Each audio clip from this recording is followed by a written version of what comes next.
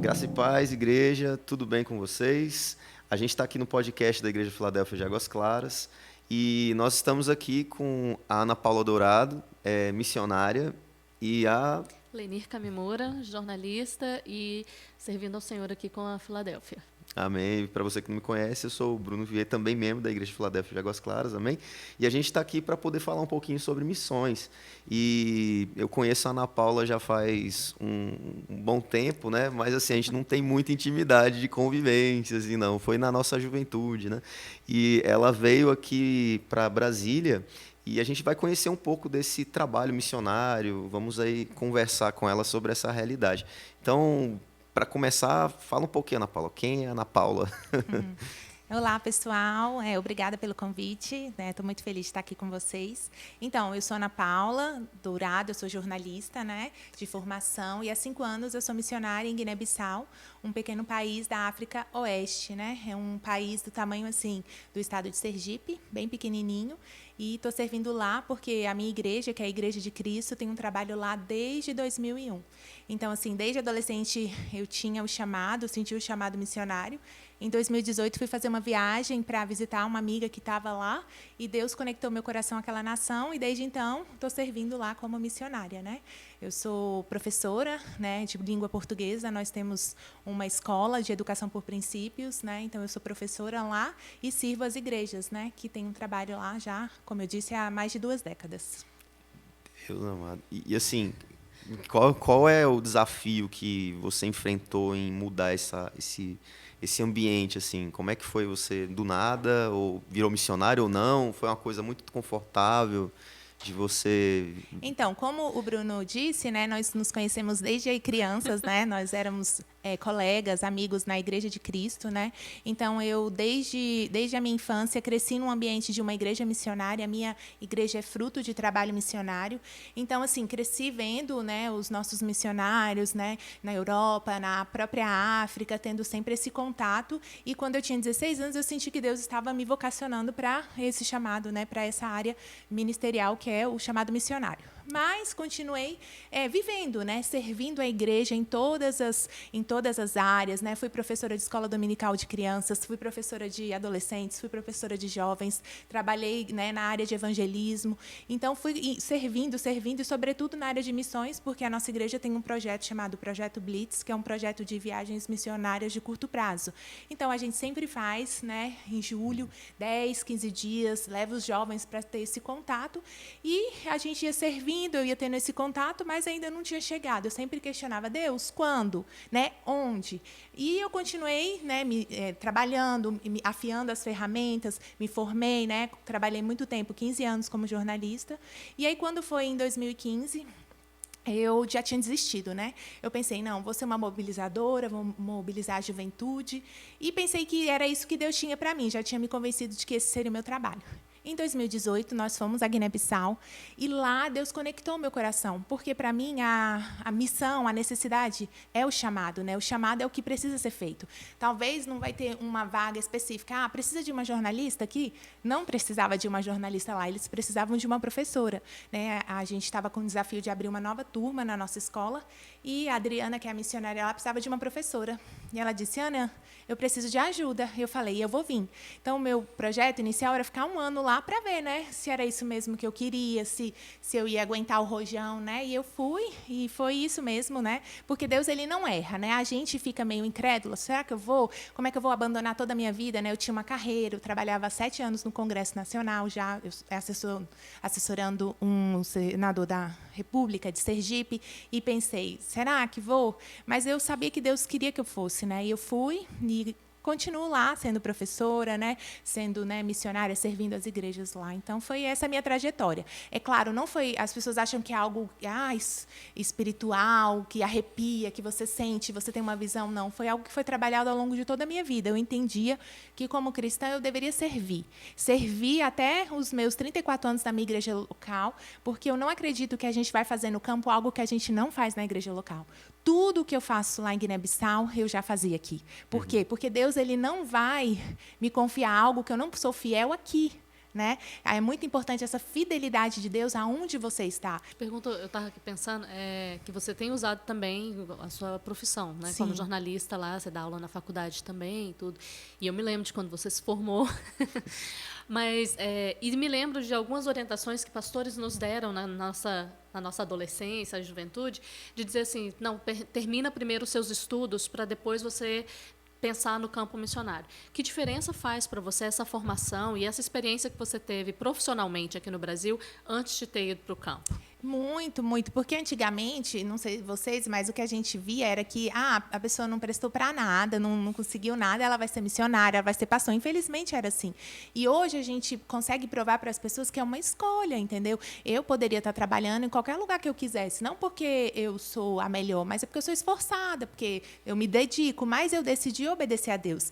E quando você está no campo, toda a sua bagagem, tudo que você tem, você aproveita, né? Então, eu tenho muita habilidade de comunicação. Então, por exemplo, eu sou uma pessoa que todo mês meu relatório vai estar ali. E isso ajuda na divulgação do trabalho, na prestação de contas, ajuda na questão das ofertas. As pessoas elas têm mais empatia quando elas conseguem materializar aquilo que elas estão investindo. Então, eu acredito que houve um crescimento muito grande nessa exposição do trabalho em Guiné, que talvez há 15 anos atrás não tinha. Por quê? Porque era uma outra geração.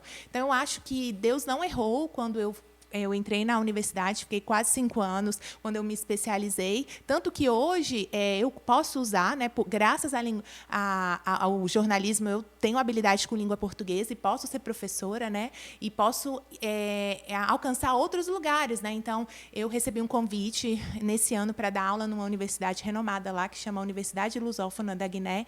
Então, eu dou aula no curso de jornalismo e também dei aula em outros cursos de língua portuguesa. Então, é uma porta a mais, né, que você tem. Você tem algo a mais para oferecer para aquela sociedade que precisa. A gente oferece, claro, primordialmente o evangelho, que é isso que as pessoas precisam mais, mas a gente não pode ser alheio à realidade e à necessidade que aquilo tem. Então, a Guiné-Bissau é uma colônia portuguesa recém-independente. Nós temos 52 anos, vamos fazer o ano que vem, esse ano 52 anos de independência, então é muito pouco. Ela está começando, então ela está desenvolvendo. Então, eu estou dando a minha colaboração também para aquela nação, para que ela se desenvolva, porque esse é o desejo de Deus, né? Que haja justiça, que haja alegria, que haja transformação aqui. No céu a gente não precisa de nada, né? No céu é tudo perfeito. Então eu estou aqui para colaborar e, claro, eu acho que se eu fosse uma pessoa que não tivesse toda essa instrução, talvez eu não tivesse pouco a oferecer. Eu acho que quanto mais instrução a gente tem mais a oferecer. Eu posso ter um alcance muito maior do que se eu não tivesse nada, né? Então, tudo que eu fiz me capacitou para eu servir. E, claro, a gente não para. Durante esses 5 anos que eu estou lá, como eu vi que esse nicho da educação era algo que Deus estava abrindo, eu me especializei. Eu fiz uma pós em EAD em Língua Portuguesa e Literatura. Então, eu não sou só a pessoa que sabe falar bem português, eu tenho capacitação. E aí eu posso ensinar português porque eu me especializei nisso. E tenho muitos planos. Eu tenho vontade de fazer mestrado em língua portuguesa, porque eu acho que é isso. Para a gente pisar em lugares onde o evangelho precisa ser estabelecido, né? Nas universidades, nas autarquias, né? Não só, claro, com as crianças, porque as crianças é um trabalho de longo prazo. Então, eu estou ensinando as crianças e vou colher na próxima geração, mas eu posso trabalhar nessa própria geração, né? Então, Deus tem aberto. Então, eu acho que o chamado também é você observar para onde o vento está indo, quais as oportunidades que Deus está dando e está sempre se capacitando, porque o que eu tenho para oferecer? O que eu tenho para oferecer, né? Não, e tanto lá quanto aqui. Isso é uma questão de zelo com o que Deus te deu, com a ferramenta que te deu. É aquilo que Paulo fala, né? De quer eu coma ou beba, eu faço tudo para a glória de Deus. Para a glória de Deus. Em Guiné-Bissau ou no Brasil, a gente faz para a glória de Deus. A gente se especializa, se capacita, tudo isso, né? Para fazer isso. Se é para alcançar vidas, por que não? Né? E eu acho também que essa questão de você abandonar uma carreira ou você ter muita capacidade, porque as pessoas têm muita peninha, né? Falam, ai, tadinha da Ana Paula, tão tão bonitinha, tão inteligente, podia estar aí. É da gente mostrar para as pessoas que a gente não vive de acordo com a agenda desse mundo. Que não é o sucesso, não é o que as pessoas dizem, eu estar num bom emprego, ganhando tanto, viajando para todos os lugares, que o sucesso é você estar fazendo a vontade de Deus, né? É de saber que eu, diante de todas as oportunidades que eu tenho, diante de todas as opções, eu escolhi obedecer a Deus. Então, assim, eu ganhei muito mais. É claro que a nossa vida muda, que a gente tem algumas restrições, mas isso não é importante. O importante é fazer a vontade de Deus, né? A gente sabe que a obra de Deus ela está girando em torno do nosso caráter, né? E a gente aperfeiçoar esse caráter ao de Cristo, né? E a gente tem uma realidade dentro da igreja hoje que é relacionada ao fato de eu sou parte dessa igreja, mas qual o meu propósito em Deus no sentido de o que eu preciso fazer? A obra de Deus não se restringe só à igreja, né? Por isso que a gente vê pessoas fazendo missão, mas também não se restringe a ir para um lugar, né? Existe algum objetivo naquilo que Deus nos dá já de nascença, dom, talento, né? Então, e eu vejo Deus ele tratando o nosso caráter através do serviço em muitas áreas, né? Então, se você pudesse olhar para a obra que você tem feito, pegando a Ana Paula lá, que começou, e a Ana Paula que está hoje, quantos anos desde que você começou, que virou a chave e falou assim, não, eu hoje sou missionário. Não sei se você consegue mensurar essa quantidade de anos, né? O que mudou, né? Se você pode falar de caráter. Eu era uma pessoa ansiosa, eu era uma pessoa que eu não sabia o que ia acontecer, aprendi a confiar em Deus porque aconteceu isso e aquilo, né? Eu vejo que a obra de Deus dentro da igreja, quando a gente está servindo, a gente se projeta em muitas situações que Deus não coloca a gente para se projetar, né? E tem outras que a gente se vê projetado por Deus através do testemunho e das direções de Deus nos irmãos, né? E aí a gente, nossa, mas parece que Deus estava falando desde o início, eu só não ouvi. É verdade. Né? Aí você se encontra lá e fala, é Deus fazendo, né? Então, tem alguma coisa que está relacionada a essa realidade na sua vida que você pode falar, que você olhando para trás, você nunca pensou nisso? Não, sim, com certeza. Como que a gente muda? Eu acho que o fator determinante, olhando para trás, é como que a gente amadurece na fé, né? Espiritualmente. Eu acho que, para mim, esse é o maior ganho. Hoje eu me vejo e penso, caramba, eu não era assim. Eu era muito intempestiva, eu era muito Marta. Eu queria fazer, e eu queria que o meu nome aparecesse, que as pessoas soubessem que eu estava fazendo. E interessante que, quando eu fui para a Guiné, eu fui pré-pandemia, em setembro de 2019. Quando foi em março, então tinha 6 meses que eu estava lá, começou a pandemia. E eu fiquei 6 meses fechada dentro de casa, né? Aquela loucura, ninguém sabia, e todo mundo na África, um país que não tem um mínimo de estrutura, e eu não fiz nada. E também, durante esse meu primeiro ano, eu não fiz nada na igreja. Imagina, eu saí daqui, eu era líder, né, da Juventude Nacional, eu pregava nos congressos, eu era muito aclamada, né? Estava no ápice, né? Se eu posso dizer que tem uma carreira, né? Uma carreira na igreja, eu estava lá no ápice.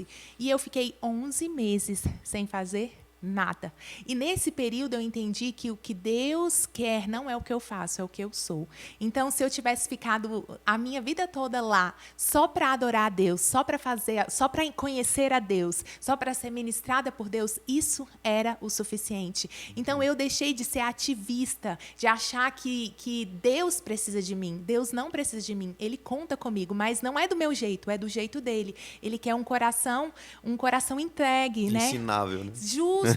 Então, hoje eu vejo que eu entendo que o que eu faço para Deus é importante, mas o que eu sou para Ele é muito mais importante. Deus deseja uma adoradora, né? Eu sempre, agora, entendo que eu preciso escolher a boa parte. A boa parte é estar na presença de Deus, é fazer a vontade de Deus, mas, às vezes, não aparecer, não fazer diante da igreja, das pessoas, mas crescer em intimidade. Então, eu penso que eu amadureci, e isso é reflexo, às vezes, das minhas conversas, das minhas ministrações. As pessoas falam, nossa, Ana, você está diferente. Mas é por quê? Porque eu entendi que eu preciso cada vez mais de Deus. Então, eu preciso conhecer. E que Deus é uma fonte inesgotável de conhecimento, de sabedoria, né? Sempre vai ter algo a mais. Porque a tendência é as pessoas acharem que a gente sabe muito, né?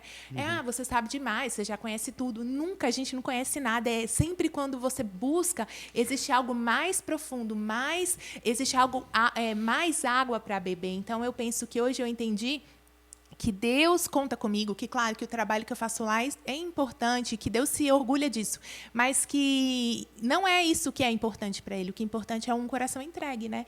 Então, acho que essa questão da maturidade, né? Quantas pessoas estão na igreja há muitos anos, na mesma superfície, né? Nós precisamos nos lançar, nós precisamos mergulhar, nós precisamos conhecer a Deus. Como é que eu vou falar de um Deus que eu não conheço? Como é que eu vou ministrar? E o evangelho é vida. A gente não consegue fingir. A gente pode pegar o microfone, subir num púlpito e falar, mas se aquilo não vier de Deus, aquilo não gera vida. É só performance. Performance. E o que gera vida é a nossa intimidade com Deus, é tudo que a gente vive no secreto com Deus. Então, eu percebo que tudo isso, né, o que as pessoas conseguem observar, não é fruto do meu trabalho em si, mas é fruto do que eu tenho gerado na minha intimidade com Deus, né, no lugar secreto. Eu acho que o que eu mais ganhei isso é valorizar o lugar secreto, é saber que Deus tem expectativas, mas que eu sou filha, que eu sou filha amada, né? Então, que é esse que é o meu lugar. Esse que é o meu lugar, não é só o meu serviço. É claro que nós precisamos, existe uma tarefa a se cumprir, nós precisamos trabalhar,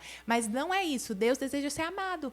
Eu sempre falo para as pessoas, Deus é um Deus que ama e deseja ser amado. O evangelho é a respeito disso, é de ensinar as pessoas a amar a Deus, né? Então, a gente ensina as pessoas a amar a Deus falando do Deus que a gente ama, né? Então, a minha vida é o meu maior testemunho. Às vezes eu não tenho oportunidade, né? Como eu falei para vocês, eu vivo num país em que os homens, né?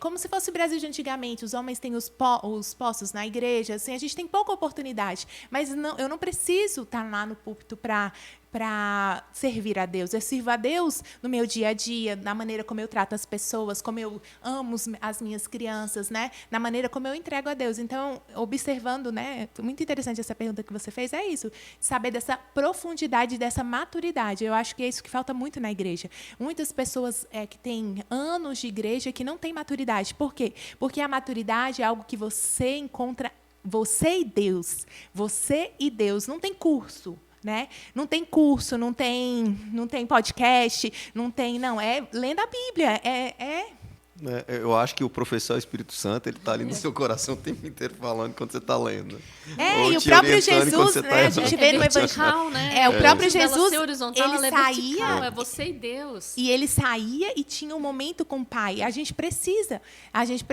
disso, desse momento, dessa intimidade. Eu acho que o que eu mais ganhei, né, durante tudo, se hoje eu tivesse, né, se Deus falasse, Ana, hoje acabou, né? Volta para casa. É isso que eu ganhei, que eu vou permanecer nessa intimidade. Né? E isso, mas é interessante que essa intimidade ela reflete no exterior, né? No que você está fazendo, né? Nos seus projetos, né? Claro, isso abençoa outras pessoas, mas mais importante é o que eu ganhei, assim. Não foi as pessoas que foram alcançadas, os alunos que eu ensinei. Eu acho que quem ganhou mais quando foi para a Guiné-Bissau fui eu mesma, porque eu conheci a Deus de uma forma mais profunda. Estava ali, sem distrações, eu acho que é isso. Talvez o campo tire as distrações, né? Que às vezes a gente tem muito aqui, das distrações de coisas que não são.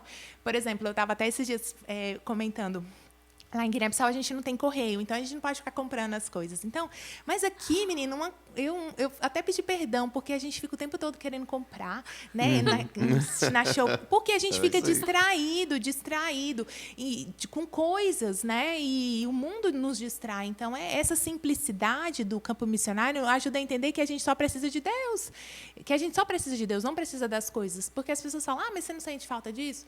Gente, a gente é o ser humano, é a coisa mais adaptável. Nós nos adaptamos a qualquer situação. É muito interessante isso. A gente sente falta das pessoas, porque as pessoas são insubstituíveis, mas as coisas a gente não sente.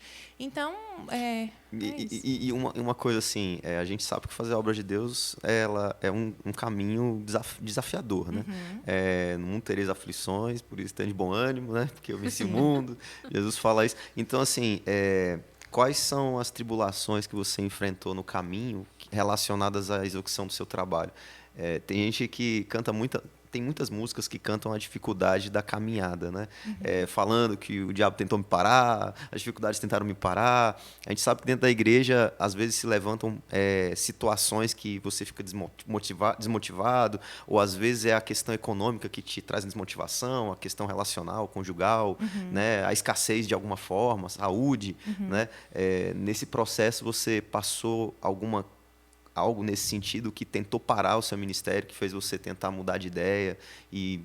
Não, Bruno, graças a Deus nunca cheguei a esse nível, não. Mas, e se você pode comentar, né? Como é que eu até estava pensando exatamente em te perguntar isso, nessa questão das dificuldades. Porque, como a gente estava comentando, a gente geralmente fala do missionário, a gente pensa no pouco, né? Como ele deve estar sofrendo, e o país lá deve ser muito difícil. A gente tem uma ideia de África, principalmente, que o povo está morando no meio da floresta, junto dos macacos, como se aqui a gente não tivesse como macaco americano, no meio às vezes, pensa da gente, né? Macaquinho no meio da rua, de fato. Mas como que você se adaptou a isso mesmo? Qual foi essa diferença cultural? Se isso te deu um choque e falou assim, nossa, eu tenho que comer na bacia com a mão igual todo mundo, ou se nada disso para você foi um choque, você chegou lá com a cabeça assim de missionária, né? Estou aqui, preciso me adaptar. Não, no meu caso, eu sou muito planejada, né? Então, essa questão financeira nunca foi. É claro que ao longo do tempo, pessoas que estão comprometidas com você deixam de estar, isso é natural, né? Mas essa questão financeira nunca pesou muito para mim, porque eu sempre fui uma pessoa bem planejada. Eu pensei bastante, fiz um bom planejamento. Então, eu acho que muito o que falta hoje é o planejamento. O nosso Deus é um Deus organizado. Então, muitas pessoas hoje vão para missões, eu vou. E não é bem assim. Eu acho que o planejamento também vem de Deus, né? A gente aprende muito com os americanos no planejamento, e nós precisamos pegar essas coisas boas. Então, eu nunca tive dificuldade disso, porque eu me planejei bem para isso, né? Claro, eu não fiquei planejando a vida inteira. Quando eu decidi, eu voltei, né, em dezembro, eu ia em setembro. Então, eu planejei, né? Eu vou levantar, eu preciso de tanto de recurso. Eu conversei com igrejas, com pessoas e planejei. Então, eu nunca fui inconsequente. Eu não acho que a gente tem que tentar Deus. Deus tem que me sustentar. Eu não acho que é assim. Deus não tem que fazer nada por nós, né? Ele faz se ele quiser. Já fez tudo, né? Justo, já morreu. Justo.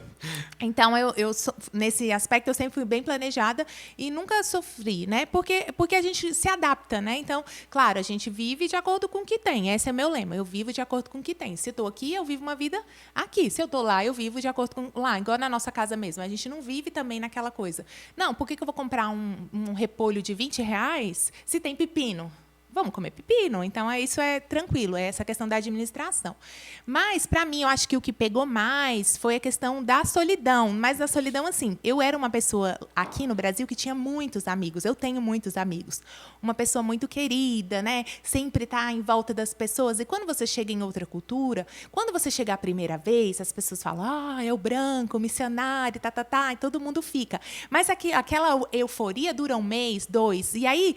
Quando passa 6 meses, que você... novidade, né? Justo, que você vai pensar, nossa, caí na rotina. Eles têm a vida, e é natural, como aqui também. Então, eu me sentia muito só. Por quê? Porque eu deixei meus amigos, deixei a minha igreja, e isso era muito importante para mim. Então, no primeiro ano, chorava muito domingo à noite, na hora do culto, porque eu sentia muita saudade da igreja, porque a igreja era a minha vida, né? Sentia muita falta dos meus amigos, dos eventos, dos congressos. Nossa, no primeiro congresso de jovens, né, o Comic, que foi no carnaval, eu fiquei em casa, deprimida e tal. E aí isso foi o meu grande choque. Mas aí depois eu pensei, se eu ficar aqui com a cabeça lá, eu não vou viver aqui.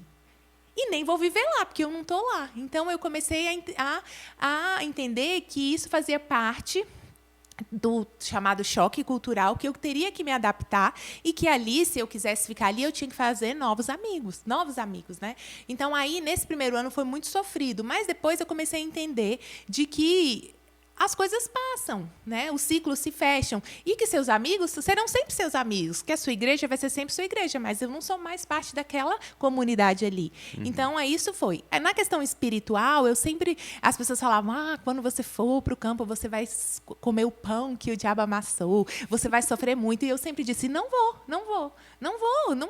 Eu não aceito essa palavra na minha vida, não aceito. De jeito nenhum. Eu sou filha do rei, eu não vou. E eu não brinco com Satanás. Satanás mas não tem nem chance comigo. Então, eu não deixo, eu não esmoreço, eu não tenho aquela, é muitas setas. Não, eu estou ali e sei que Deus está comigo, estou fazendo meu trabalho, eu procuro uma vida de integridade. É claro que no meio do caminho a gente vacila, mas a gente pede perdão, e quando a gente pede perdão, não tem acusação. Então, é questão de você entender o que Deus pensa a respeito de você. Essa profundidade na palavra. A gente não fica refém de Satanás, porque a gente conhece o que a palavra diz a respeito de todas as coisas, entendeu? O que Deus pensa a respeito de todas as coisas. Eu acho que muitas pessoas sofrem porque elas não entendem o que elas têm na mão, né? Então, assim, eu não brinco com Satanás. Ele já perdeu pelo sangue de Jesus. Então, eu estou aqui do lado vitorioso. Então, eu não vou ficar brincando com ele, deixando ele. Né? Eu já venci, você perdeu, pode sair. E tem essas dificuldades, mas eu não tenho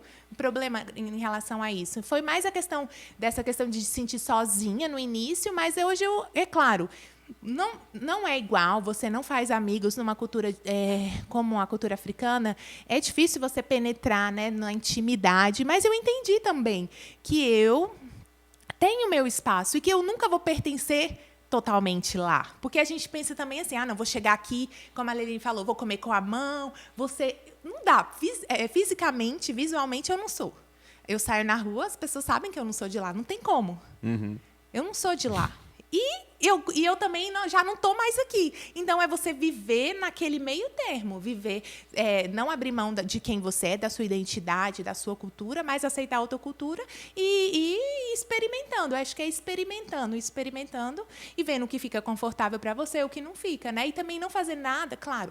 A gente fica triste, a gente fica emocionalmente abatida, mas também não deixar aquilo te corroer por dentro, entendeu? É saber dar limites, entendeu? Então, se isso está me fazendo mal, eu vou procurar fazer de outro jeito, entendeu? E um coração determinado em obedecer. É isso. Teve uma época que eu fiquei bem mal mesmo. No meu 2º ano, emagreci muito, estava bem chateada emocionalmente, eu estava sentindo como se eu tivesse sido renegada na cultura. É interessante, eles não estavam, mas tudo que eles faziam para mim era como se eles estivessem me negando, e eu estava numa crise, e as pessoas falaram, Ana, se você quiser voltar, você pode voltar. E eu falei, não, eu sei que eu posso voltar, mas não importa, porque eu entendi que não importa o que eu sinto, entendeu? Não diz respeito de mim, diz respeito à vontade de Deus. Não é o que eu sinto, não é se eu acordei bem, se eu quero comer isso, se eu quero comer aquilo, porque as pessoas colocam sempre o homem no centro e não diz respeito de mim.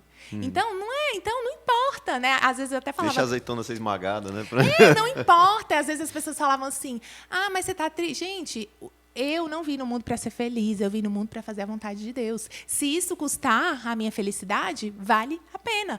Mas é claro que o nosso Deus é um pai amoroso, e aí ele vai compensando, ele vai dando, né? A Bíblia diz que aquele que deixa pai e mãe, quantas mães e pais, você vai criando, você vai encontrando o seu espaço. E eu acho que nessa parte que você encontra o seu espaço, é que você vai tornando aquele lugar o seu lar, né? Então, é um processo. Não tem como eu chegar, eu posso me preparar, fazer todos os cursos que a gente faz, que é importante o trabalho, você fazer treinamentos missionários, isso é muito importante. Você não pode ir na tora, você precisa entender a cultura, respeitar a cultura, porque às vezes a gente quer chegar lá e quer dizer, não, é do nosso jeito. Então, não é o que...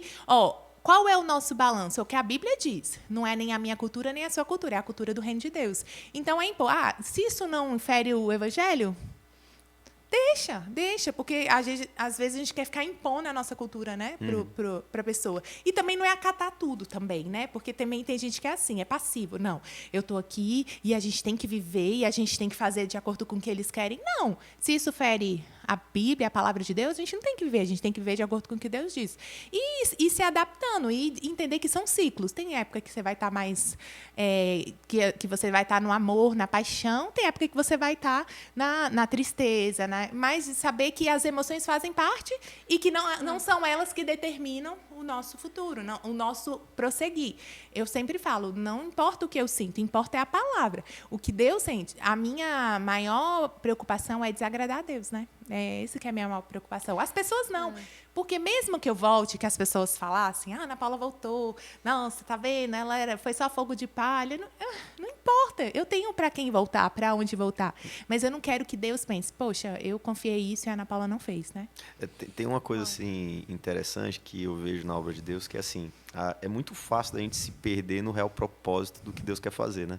Porque a gente pode caminhar. O correto é você fazer a obra de Deus conforme o que Ele está mandando. Né? Só que a gente se contenta com coisas muito simples. Né? Tem gente, por exemplo, eu lembro que um tempo nas igrejas como um todo se pregava muito, aquele fulano é estrelinha, aquilo ali, sabe, está indo pela vaidade e tal. Mas isso tem uma outra forma, porque você pode fazer a obra de Deus por validação. Simples validação. E não é validação de querer ser estrela, é de ter certeza de que está fazendo aquilo ali e sendo útil. Mas e se Deus não te mandou fazer isso?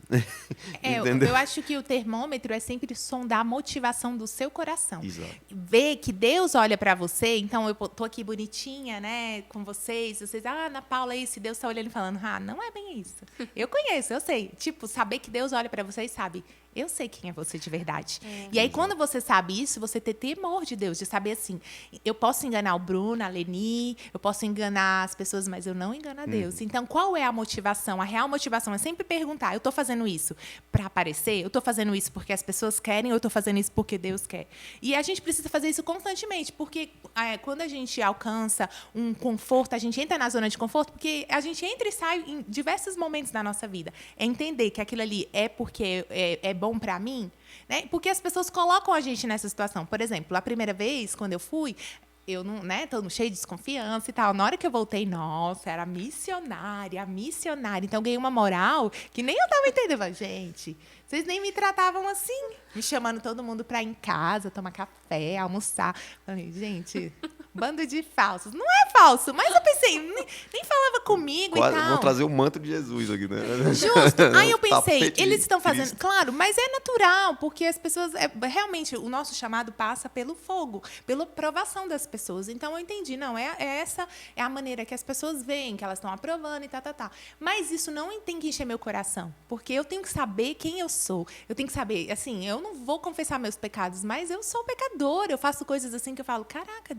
Meu Deus, desculpa, Ainda não perdão. estou no corpo glorificado, não, né? Ainda isso não faz estamos parte. na eternidade. Mas esses dias eu estava lendo a Bíblia, e mais importante, que eu acho assim, quando a gente cresce na igreja, a gente alcança um patamar, a gente fica confortável. Mas mais importante que começar é terminar, né? Eu estava vendo a história do rei Asa, né? Que Deus fez tanto na vida dele, mas no final da vida ele vacilou. Então não adianta eu até hoje, né? Fazer e aí amanhã eu vacilo. Mais importante do que o começar é terminar. Então, nesse temor de que eu quero terminar a minha carreira, né? Como Paulo diz, né? Combati o bom combate, guardei a fé, completei a carreira. É isso, é você viver uma vida sabendo que o importante é ter como eu vou terminar, né? E não deixar, e sondar sempre a motivação do coração, porque você fica vaidoso, você fica, às vezes, igual você falou, às vezes você está fazendo não é para aparecer, mas para se validar, né? E é isso que Deus quer. Então, é sempre perguntar. Então, como é que a gente vai saber? Como diria Paulo, né? Quem me livrará do corpo dessa morte? Estou aqui carregando meu velho eu o tempo inteiro. É buscar Deus e Deus que vai dizer, todo mundo está te aplaudindo, mas não é isso que eu quero. Eu tô falando ego, isso, né? eu tô falando isso para a gente identificar exatamente o seguinte, é uma pergunta bem simples. Poderia ter mais missionários na obra? Muitos. Como poderia ter mais gente servindo na igreja? Como poderia ter mais gente servindo fora da igreja? Mas eu acho que é aquilo que a Ana Paula estava falando né, antes. O que você faz na sua igreja local, você vai fazer lá. Se você não faz na sua igreja local, você não vai fazer lá em outro país. Não adianta, né, se chama. A gente tem essa dificuldade também, né, Ana Paula? Eu acho que, na verdade, as pessoas têm que tirar essa questão de que o missionário, só existe um missionário transcultural. Eu acho que deveria ter outro nome para essas pessoas que vão para outras culturas.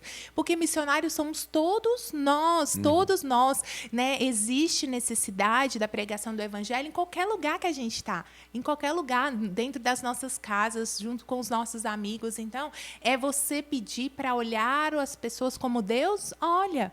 E existem áreas e lugares que só você vai poder atingir, que só você vai poder entrar, pessoas que só você vai alcançar. Então, às vezes, as pessoas colocam muita expectativa, né, nos ombros dos pastores, dos missionários, como se Deus falasse assim, não, esses aí são os meus especiais, top, né, os top 1000, os top milhões, né?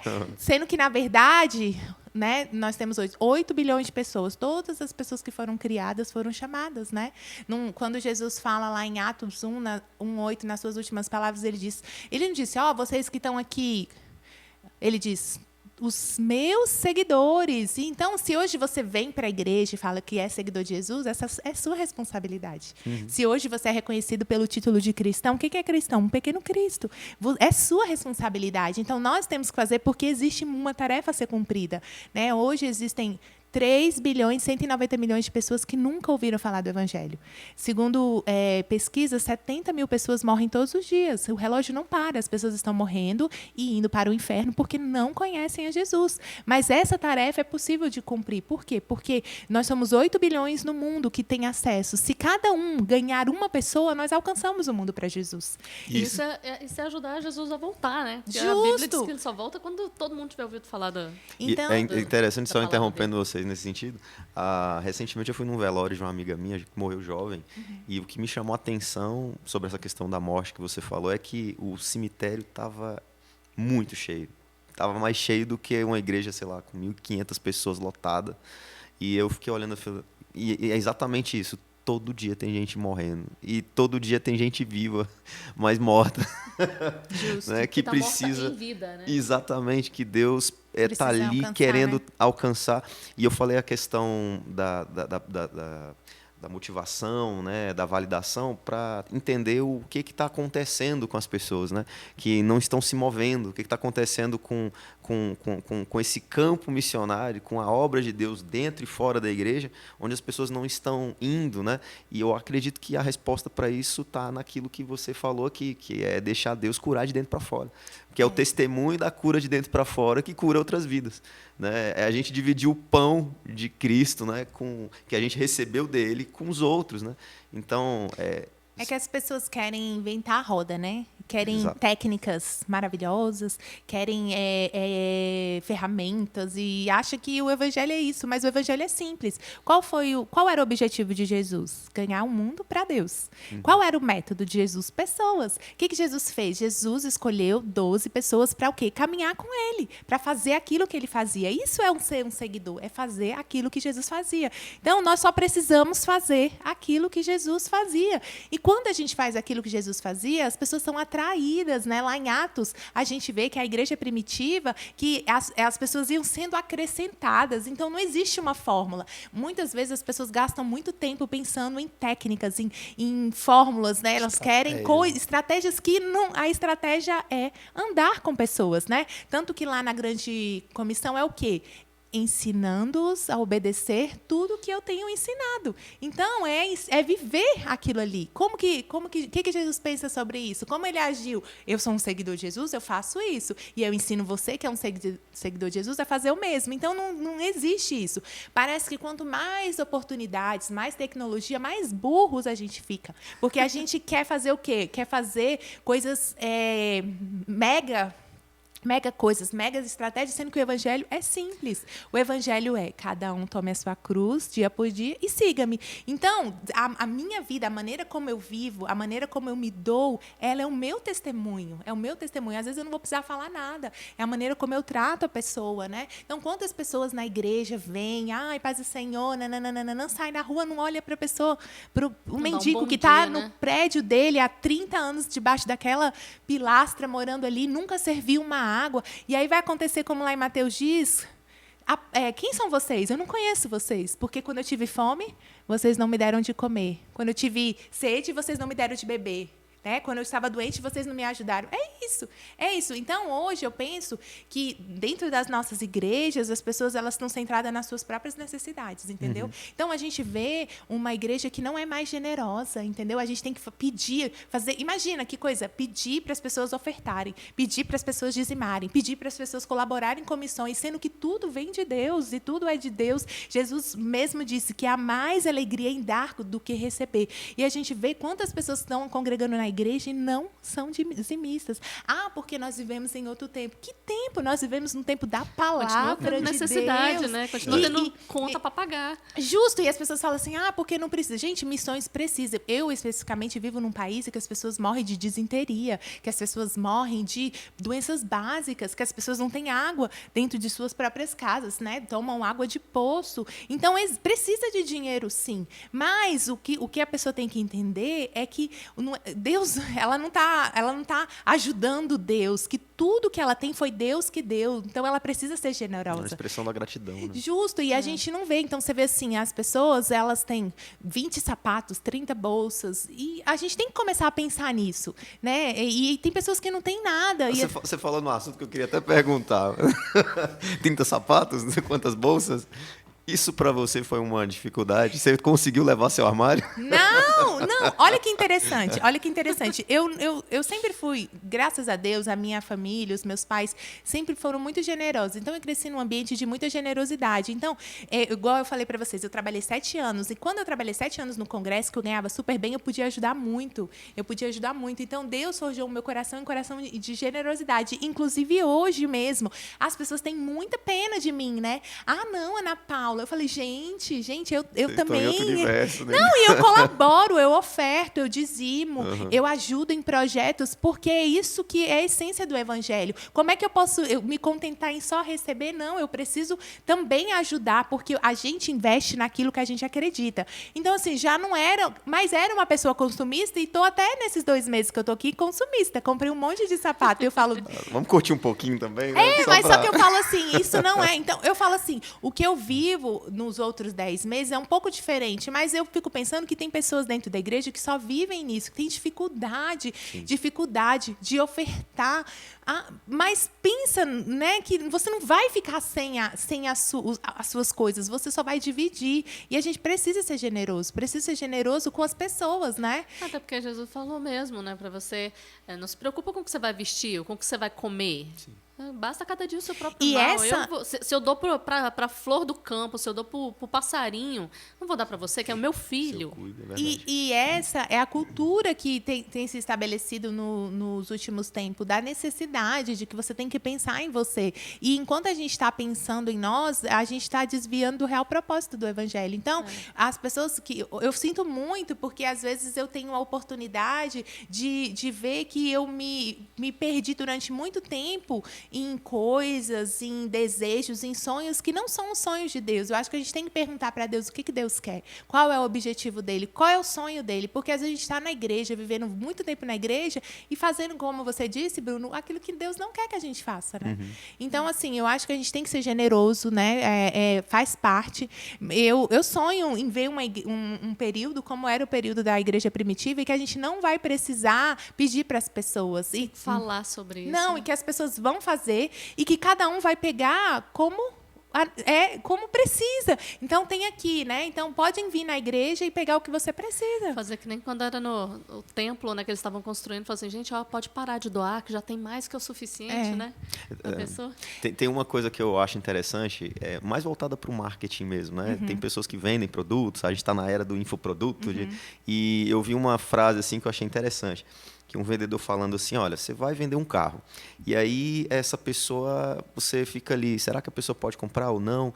E ele falando assim, olha, a questão é que as pessoas, você tem que transformar aquilo numa prioridade para a pessoa. Sim. E aí ele chegou e deu um exemplo muito interessante, falou assim, se eu não conseguir um apartamento hoje que vale 1 milhão por 100 mil reais, você não vai comprar? Porque você vai ganhar muito vendendo aqui, mesmo metade do preço. Então, a partir do momento que essa oportunidade ela se torna interessante, ela se torna a sua prioridade. E aí, a gente estava falando aqui dos sapatos e das bolsas, né? E muitas pessoas são assim porque elas ainda não perceberam que Deus não tem sido a prioridade no coração delas.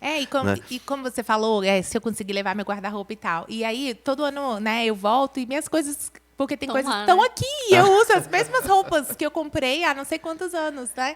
E aí, quando você vive, quando você é missionário, você tem que caber a sua vida numa mala. E aí você percebe que muitas coisas que você tem, você não precisa.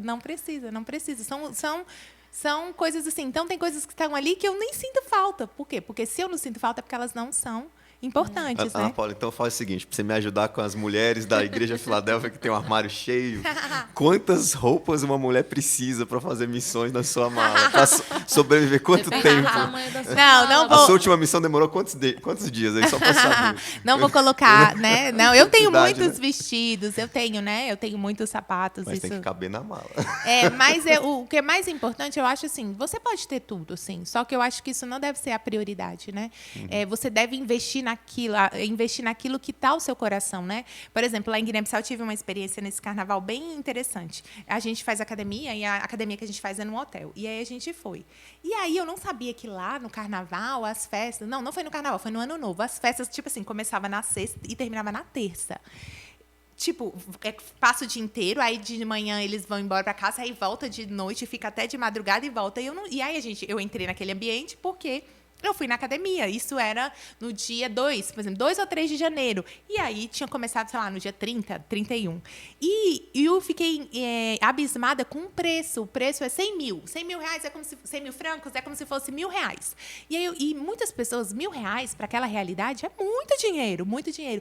E aquelas pessoas, elas Nessa realidade aqui passam também é muito o dinheiro. ano inteiro juntando para 4 dias. Então, aí o meu professor falou, a gente estava lá, fica em cima e estava vendo lá o povo na festa, e eu chocada, e a Adriana, né? Porque, realmente, como a gente vive muito o universo da igreja, a gente não sabe, né, que tem isso. E a gente chocada com aquele ambiente, aquele povo bebendo e olhando. E ele disse, tem pessoas aqui que juntam o ano inteiro. E aí eu pensei, essa é a prioridade. E trabalhei até isso na nossa igreja, porque a gente vai fazer um evento lá e as pessoas comem, elas precisam de um material, e aí, eu não tenho. Por quê? Porque não é prioridade. Então, se uma pessoa do mundo, ela junta 100 mil francos, um salário mínimo lá é 40 mil francos, então, ela vai gastar em 3 dias, 4 dias, 3 salários mínimos quase. Ela junta porque aquilo ali é importante. Por que nós não fazemos a convergência daquilo que é importante para nós, investimos no reino de Deus, né? Damos para o reino de Deus. Se uma pessoa é capaz de juntar esse tanto de dinheiro para uma festa que é temporária, por que a gente não investe a nossa vida, o nosso dinheiro em algo que é eterno? Né? Então, é questão da prioridade. É isso. Eu vejo as pessoas aqui, só que eu tenho que fazer um trabalho também, porque senão eu fico muito radical, né? Senão eu fico julgando as pessoas. Nossa, olha isso, ela tem... Não. Você está pecando por outro lado, né, Ana Não, Paula? e não é. Cada um sabe, né? Cada um pode ter. Deus, isso é normal. Só que, assim, aí o ponto é assim, tá, ela tem 20 bolsas, ela tem 30 sapatos, ela dizima? Não. Aí tá errado. Ela oferta? Não. Aí tá errado. Por quê? Porque aí Ela você... serve? É isso que tem que fazer, essa análise que você tem que fazer. Eu já viajei muito, eu conheço vários países da Europa, eu fui para a Ásia, fui para o Japão. Isso proporciona o seu trabalho. E Eclesiastes vai dizer, né, que o trabalhador... ele pode usufruir do seu trabalho, isso é natural. Eu também faço hoje. Hoje as pessoas falam, não, eu viajo, se der, eu vou na praia lá perto. Se eu quiser comprar uma coisa, eu compro. Por exemplo, eu tenho um iPhone. As pessoas, você tem? Tenho. Eu trabalho, né? Eu não estou ali só... As pessoas têm que entender que o trabalho missionário é um trabalho. Eu dou aula todos os dias, eu faço planejamento, eu tenho um trabalho, eu tenho o direito de usufruir do meu trabalho. Eu comprei, mas é aquilo. Eu não deixo de viver e de fazer as coisas por causa disso. Eu sirvo, eu entrego a Deus, eu oferto, eu dizimo, eu invisto nas coisas de Deus. Eu acho que é esse equilíbrio. Porque o nosso Deus é um Deus generoso, é um Deus que nos abençoa, que realiza nossos sonhos. Mas você centralizar, canalizar, né, tudo isso para a fonte de Deus. Né?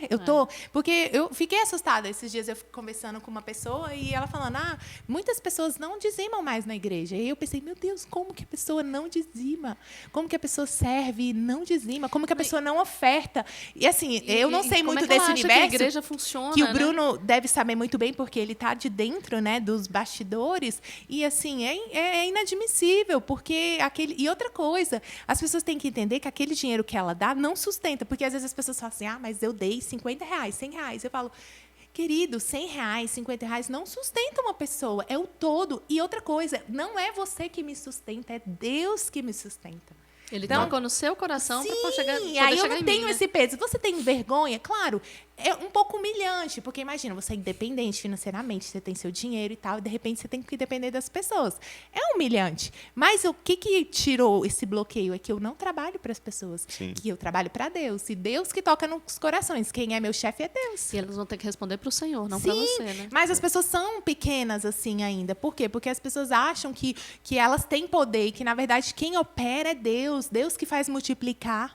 Né? Deus que faz multiplicar. Deus que abençoa, que faz render. Né? Não é a nossa força, né? É o agir de Deus. Né? Você com certeza deve ter várias experiências nesse sentido, mas o que eu observo da fidelidade de Deus, né, é o fato de você, às vezes, ter uma dificuldade que o homem não vai suprir, exemplo, né? As pessoas não estão dando oferta, dando um exemplo, né?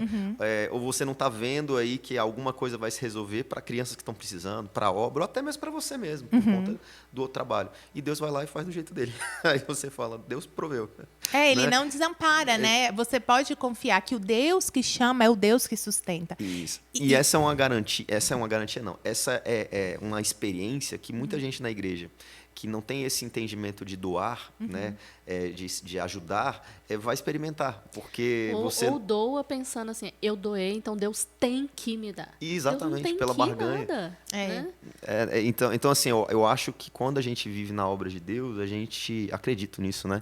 A gente tem muito essa experiência de ver Deus fazendo milagres, tanto em levar o evangelho para a vida das pessoas, quanto fazer a gente ser transformado de dentro para fora, Justo. nesse sentido de priorizar aquilo que é de Deus, né? E é um ensinamento, né? Eu acho que não existe demérito aí nesse processo, desde que eu esteja nele, né? Então, eu preciso entender, eu tenho que deixar Deus trabalhar meu coração. Peraí, meu armário precisa de tanta roupa, eu preciso de tanto dinheiro, eu preciso desejar tudo que meus olhos querem e adquirir financeiramente, né? Onde tem que estar meu olhar em relação a abençoar a viúva, o órfão, abençoar uma nação que precisa de Deus.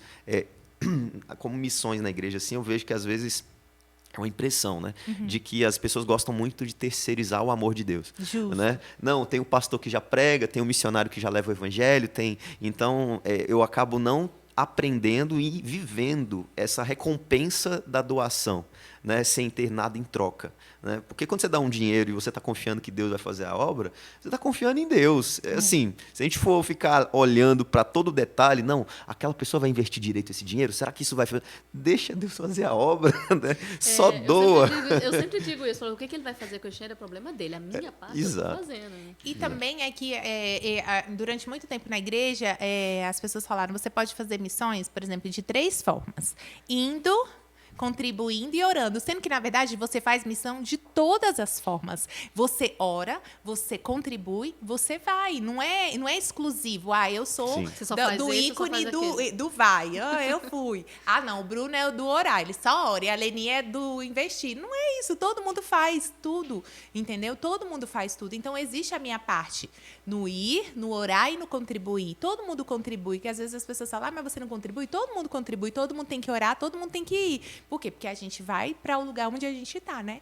Mas eu achei interessante você falar dessa questão de dentro para fora, que eu acho que a maior vitória, a maior conquista de qualquer pessoa, de qualquer cristão, é você sempre estar sondando o seu coração e melhorando para alcançar aquilo que Deus deseja que você seja, né? Então, esse aprimoramento, você está sempre, mesmo que a gente tem as nossas funções, né, o nosso trabalho, a gente está sempre trabalhando dentro de nós. É isso que Deus quer? Como que Deus quer? Nessa área, como é que eu preciso evoluir? Nessa área, como é que eu preciso melhorar? Não, aqui tá bom, eu preciso melhorar. Então, é ter um coração ensinável, né? A gente vê muito orgulho e até muitas fases da nossa vida a gente é orgulhoso. Não, e eu já... Isso aqui eu tô bem e não tá, entendeu? Acho que a grande sacada do evangelho diz respeito a cada um de nós, né? É como nós estamos diante de Deus. E se eu tô beleza, se eu tô crescendo diante de Deus, eu consigo levar outras pessoas para Deus, né? Então não é a respeito do que eu faço, é a respeito de quem eu sou e da minha transformação ao longo da minha jornada, né? Eu acho que esse é o grande... Porque aí, quando você está curado, quando você está transformado, você quer fazer aquilo que Deus você tem um coração de Deus, você quer fazer aquilo que Deus... Então, é mais forte do que você. Né? A gente prega, a gente fala do amor de Deus porque isso está transbordando na nossa vida. É como se você está exalando. Você faz aquilo que você não está sufocando dentro de você. Então, não adianta também eu ser legalista, né? Vou lá, vou fazer, sendo que isso não está dentro do meu coração. Né? Porque senão a gente tem essa tendência. É para eu fazer missões? É para eu servir a Deus? É para eu vir na igreja? Eu vou. Mas é isso mesmo que está dentro do seu coração? Eu acho que é isso, esse rio que vai jorrar, é uma fonte inesgotável. Então, está jorrando um rio, e um rio ele não fica parado, ele ecoa, né? Isso. Eu estou querendo aqui, só para a gente finalizar, perguntar sobre a sua família. Como é que foi a reação deles em relação a isso? E como que eles reagem ainda... você está lá há 5 anos. Eles sempre pensam que, não, é só mais esse ano. É só mais esse ano. E também queria saber em relação à família cristã, a sua igreja. Você teve algum problema com a sua liderança para poder estar lá? Como que eles têm te mantido? Eles te dão apoio? Porque eu já ouvi muitos relatos também de missionários que a liderança abandona. Ou não só a liderança, mas a igreja toda abandona. Né? Como é que funciona isso para você? Da sua família e da sua família de Cristo. Hoje mesmo eu tive uma experiência, né, com meu pai. Aí meu pai falou assim, filha, eu sei que você está fazendo um bom trabalho lá, né, que você vai ficar lá, mas eu queria muito que você voltasse para ficar perto da gente, né? Então é um pouco difícil, porque a ausência é muito difícil, né? A presença física faz muita diferença, né? Mas assim, engraçado que quando eu voltei, que eu tinha certeza que eu deveria ir, eu trabalhei de doses homeopáticas com os meus pais, né? O que eu falei? Mãe, pai, eu vou fazer 1 ano, né? Eu vou lá 1 ano, e aí ver se vai ser, como é que vai ser, porque eu pensei, é uma mudança drástica para mim, mas para minha família também. E aí eu achava que a minha mãe ia ser mais difícil, e meu pai ia ser aquele que ia me impulsionar mais, mas eu vejo que é o contrário, a minha mãe é mais, né? Às vezes eu ligo, ela tá triste, eu falo, ai, mãe, vou voltar para ficar com você e tal. Ela, não, você tem que ficar aí, você tem que fazer a vontade de Deus, você tem que cumprir o seu chamado. O meu pai já não gosta muito, por exemplo, quando eu tô aqui é o tempo todo me ligando, o tempo todo falando comigo, mas quando eu tô lá ele não fala, porque ele tem muita saudade, né? Mas eles apoiam, eles entendem que eu tô fazendo aquilo que Deus quer que eu faça, né? Mas é sempre um rompimento, né, de você não estar no dia a dia, e também sempre eu penso assim, eu vou voltar agora dia 30, eu penso, pode ser a última vez, né? Então, assim, é você lidar e saber que é isso que Deus espera de você, que existe uma prioridade, né? E que Deus tem que ser a prioridade. É você viver de fato. Não é só falar, eu amo Deus, Deus é tudo na minha vida. É saber que você tem que renunciar, né? Então, eu renunciei o convívio diário com a minha família, né?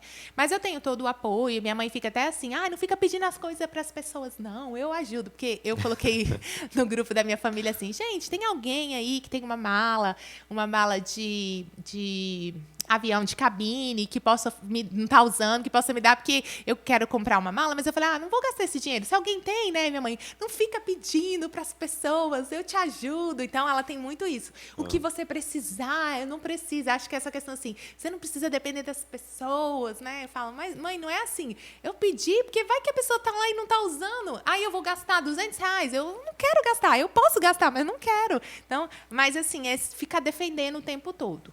Já a minha igreja, assim, como que é? Geralmente é a igreja que envia e sustenta, né? Então, a maior porção vem da igreja. No meu caso, é o contrário, são as pessoas. 90% do meu sustento vem de pessoas. Quando eu fiz, eu consegui a maioria de pessoas. E a maioria das pessoas são membros da minha igreja, são membros de igrejas. Então, a igreja me dá uma parte, mas as pessoas são mais envolvidas do que a própria igreja, assim. Na verdade, eles me apoiam financeiramente. Eles não têm muita questão do acompanhamento, mas eu também acho que é algo que eu já não tinha. Eu acho que eles pensam assim, a Ana Paula, ela não precisa. Você nasceu na igreja, praticamente. Justo. Né? Então, a Ana Paula não precisa, né? Ela Ana Paula, ela uma se reputação sustenta, conhecida. né? Ela é, nossa, Ana Paula, né? Só que eu sou ser humano, eu posso cometer erros, né? Então, acho que é mais isso. Mas eu tenho muito apoio, assim, né, da minha igreja. É claro, eu acho que ninguém deve se aventurar. Quem envia o missionário é a igreja. Então, você não pode sair. Não existe isso. Eu sou independente. Eu vejo o caso de muitas pessoas que pagam um preço. A gente precisa de uma cobertura espiritual. A gente precisa... no mundo espiritual, isso é muito importante. Então, eu tenho todo o aval, tanto da minha família. É claro que nem sempre vai convergir todas as opiniões, né? Você vai ter que que, às vezes, tomar algumas atitudes, mas é muito importante você ter. Então, assim, quando eu fui, o meu pastor me enviou, a minha igreja me enviou, eu estou na bênção, né? Eu não estou uma filha desgarrada, né? Eu sou muito amada, mas, assim, eu não tenho talvez aquele acompanhamento, né? Algumas pessoas têm o cuidado, mas é natural, né? Eu sinto que, no meu caso, né, da minha personalidade, eu não sinto muito, mas talvez algumas pessoas sintam mais esse acompanhamento. Mas eles me dão todo o suporte e a minha família também, né? Meu pai que sempre fica, toda vez que eu venho, ele sempre pergunta, contando os dias para eu voltar, né? E eu falo, pai, enquanto Deus... As pessoas perguntam muito, quando que você vai voltar? Eu falo, não sei. Porque Deus que tem que dizer. Eu posso chegar lá agora e Deus falar, esse é seu último período, né? Então, vou ficar mais um ano, vou encerrar o ano letivo. Então, quando eu sentir, Deus falar, eu vou saber, né? Então, eu não tenho ainda planos. Assim, o meu plano é renovar com Deus, né? Estou renovando com Deus aí, né? Vai que um dia, né? Se ele quiser, porque assim, Deus, ele fala. porque se eu voltar, eu tenho o que fazer aqui, né? Eu tenho muita coisa para fazer aqui. Aonde Deus me mandar, você tem, né? Você tem o que fazer, né? Então tem muito trabalho para fazer, tanto aqui como em qualquer lugar. Então é isso, mas é isso que é muito importante, é a bênção, né? Você ser enviado e abençoado, ter essa cobertura, tanto da sua família, porque assim, quando o bicho pegar, quem vai te ajudar, né? Então, quem é a igreja que está por trás, né? Então, é a igreja de Cristo quem vai chancelar quando o negócio ficar ruim. Porque é assim, porque né? você também depende... não é só o sustento financeiro, não é só o sustento emocional, mas também essa questão espiritual. Sim. Eu me lembro de uma missionária que me falou isso. Ela falou assim, nós estamos aqui em Moçambique e nós sentimos quando vocês oram por nós. Sim. Mas nós também sentimos quando vocês não oram. É verdade. Então, é um negócio muito sério, sabe? Para o missionário que está lá é muito sério, mas para nós, como igreja, essa responsabilidade é muito séria. Porque essa cobertura espiritual, não só financeira, todas elas são importantes, mas a cobertura espiritual é uma responsabilidade da gente caminhar junto. É aquela história do eu seguro a corda. Pode descer que eu estou segurando a corda aqui para você. E como eu sempre falo nos meus relatórios, o trabalho missionário é um trabalho em equipe. Somos eu e vocês. No trabalho, né? Somos todos nós, né? E se você, né, quem está assistindo e tem esse chamado, é muito importante isso, é a bênção, né? A bênção da sua igreja. A gente conhece muitos casos de missionários, né, que se frustram, né, no campo porque acham que tem que ir e não é assim.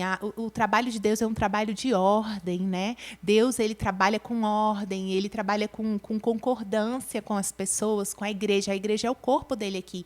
Então, se as coisas não estão tudo sinalizando, se não está tudo verde, se tem um sinal vermelho, né, não age em rebeldia, né? Satanás, ele gosta, porque quando você...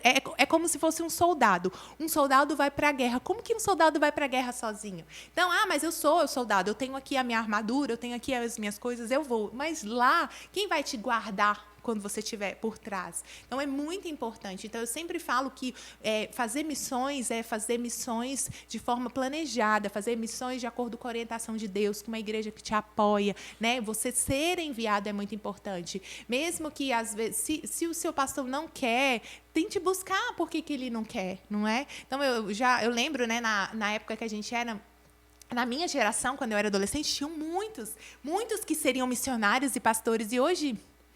Eu não conto com nenhum que foi. E tem um específico que ele queria muito ir, na época o pastor não apoiou. E o pastor estava certo, porque a pessoa foi para lá, né, foi para o campo e não fez. Tinha uma vida dupla, né, envergonhava o evangelho. É muito sério isso, né? Então... Assim, finalizando para a gente caminhar, o que você acha que é o maior impedimento nessa linha que você está falando para os pastores aprovarem um missionário na obra? Eu acho que é maturidade espiritual e a pessoa só vai enviar quem ela conhece, entendeu? Então, a pessoa não trabalha na igreja, a pessoa não faz nada, a pessoa nunca desenvolveu, nunca andou, não serve na igreja que quer ser enviada, ela acha que vai fazer um curso de missões, que Deus me chamou, amém, Deus te chamou, mas a pessoa precisa ver, e a gente vê ao longo de Atos, quando os missionários eram enviados, eles eram enviados pelo Espírito Santo, e quando Deus, ele direciona, um homem de Deus, um pastor, ele sabe quando Deus direciona. Então, a gente não pode agir no nosso ímpeto. Então, acho que muitas pessoas elas não querem servir nas suas igrejas locais. Não querem fazer nada, elas só querem simplesmente serem enviadas. E como é que você vai enviar uma pessoa? E, às vezes, quando você não é enviado nesse ímpeto, né? Nesse desejo que vem do seu coração, é Deus te poupando. Né? Eu, por exemplo, fui para o campo missionário com 34 anos. Demorou bastante. Eu fui chamada com 16, então 18 anos depois. E eu sei que eu fui no momento certo, que eu estava madura espiritualmente para aguentar algumas coisas e também que eu estou com uma retaguarda, que se o negócio der errado, eu posso voltar, eu tenho para onde voltar. Então, é muito importante isso. Então, tudo que eu faço lá em Guiné, eu já fazia aqui. Então, você quer ser missionário? Vai servir, vai aprender com o seu pastor, né? Vai estudar a Bíblia, vai fazer curso, vai crescer na fé. Fruto aqui primeiro. Fruto, isso.